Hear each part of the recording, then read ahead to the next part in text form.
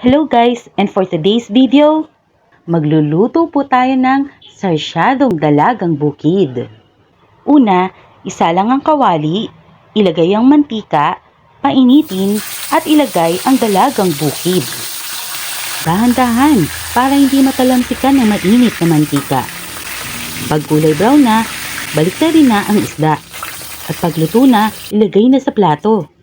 Sunod, ilagay natin ang 1 tablespoon ng mantika, sibuyas, bawang, kamatis. Lutuin mabuti ang kamatis. Ilagay natin ang 1½ cup of water. Takpan ito at pakuluan natin ng 3 minutes. After 3 minutes,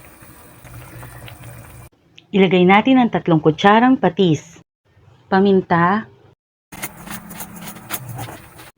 3 itlog. Takpan ito at pakuluan muli. Ngayon, ilagay na natin ang pinrito nating dalagang bukid. Maaari ka din maglagay ng 1 kutsarang asukal para mabalanse ang lasa nito.